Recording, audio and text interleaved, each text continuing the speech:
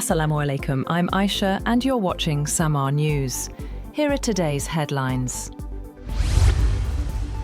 Cambodian Prime Minister Hun Manet says Thailand is still occupying Cambodian territory, despite a ceasefire brokered by former US President Donald Trump. In an interview with Reuters, Hun Manet alleged that Thai forces remain inside disputed areas following last year's fighting, and urged Bangkok to allow a joint boundary commission to begin work along the contested border. The Cambodian premier also highlighted improving ties with Washington and said his government is taking action against cyber scam centres operating inside the country. The Vatican says it will not participate in US President Donald Trump's proposed Board of Peace initiative. Cardinal Pietro Parolin, the Holy See's top diplomat, said international crisis management should be handled through the United Nations rather than new political platforms. Pope Leo, the first US-born pontiff and a critic of some of Trump's policies, had been invited to join the initiative in January. Reverend Jesse Jackson, a towering figure in the American civil rights movement, has died at age 84. He passed away peacefully, surrounded by family, leaving a legacy of activism spanning over 6 decades. Born in 1941 in Greenville, South Carolina, Jackson rose to prominence in the 1960s as a leader in Martin Luther King Jr.'s Southern Christian Leadership Conference and was present at King's assassination in 1968. Jackson twice ran for the Democratic presidential nomination in 1984 and 1988, breaking racial barriers and amplifying the voices of marginalized communities. He founded the Rainbow Push Coalition to promote social justice, civil rights, and economic equality. Leaders worldwide mourned Jackson. Former President Barack Obama called him a true giant, while President Donald Trump described him as a good man with lots of personality, grit, and street smarts. Cambodian Prime Minister Hun Manet claims Thai forces are occupying parts of Cambodian territory, calling for the Joint Boundary Commission, JBC, to begin technical demarcation work. Speaking during his visit to Washington for US President Donald Trump's Board of Peace meeting, Hun Manet said Thai troops remain in Cambodian land despite a December ceasefire, using shipping containers and barbed wire that prevent residents from returning home. This is not an accusation, but a statement of the facts on the ground, he told Reuters, stressing Cambodia cannot accept violations of its sovereignty. Hun Manet urged Thailand to allow the JBC to resume work now that elections are concluded. The United States has disclosed evidence suggesting China may have carried out an underground nuclear test on June 22, 2020. Seismic readings from a station in Kazakhstan indicated an explosion of magnitude 2.75 near China's Lopnor test site. Assistant Secretary of State Christopher Yeo said the data were very unlikely to be from an earthquake or mining activity and suggested China may have attempted to mask the blast using a decoupling technique. China denied the claims, calling them entirely unfounded and politically motivated. The disclosure comes amid US efforts to involve China in new arms control negotiations following the lapse of the New START treaty.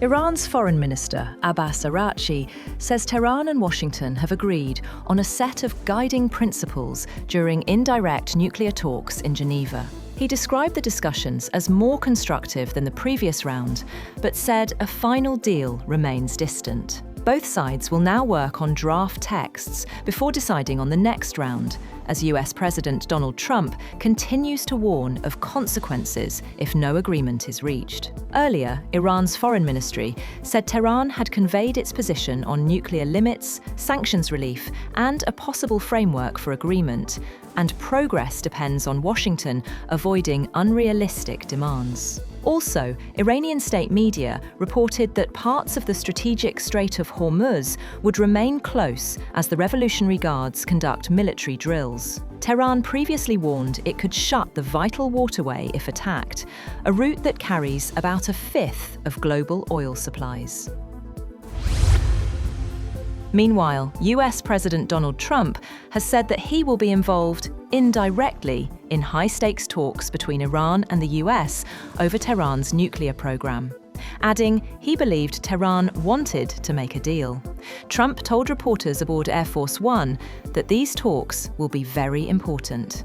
Asked about the prospects for a deal, Trump said Iran has long sought a tough posture in negotiations, but learned the consequences of that approach last summer when the US bombed Iranian nuclear sites.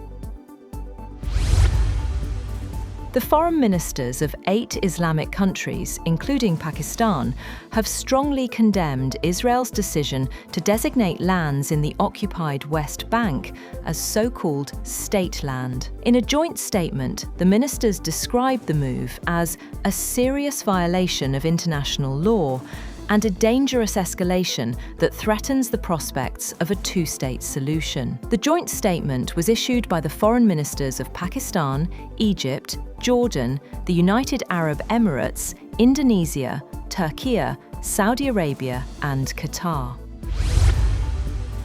Bangladesh Nationalist Party leader Tariq Rahman has been sworn in as Bangladesh's Prime Minister, marking a decisive political shift in the South Asian nation after his party's sweeping parliamentary election victory. Rahman, son of former Prime Minister Khalida Zia and assassinated President Ziaur Rahman, takes office facing urgent challenges, including restoring political stability, rebuilding investor confidence, and reviving key industries such as the garment sector after the prolonged turmoil that followed the Gen Z-led uprising that toppled Sheikh Hasina's government in 2024. Trilateral peace talks between Ukraine, Russia, and the United States have begun in Geneva. Ukraine's delegation head, Rustem Umerov, confirmed the start of the two-day discussions, focused largely on territorial disputes. US President Donald Trump is pressing both sides to reach a deal quickly, though Kiev says it is facing the greatest pressure to make concessions. That's all for now. For more updates, visit www.samaa.tv. Thank you for watching Samaa News.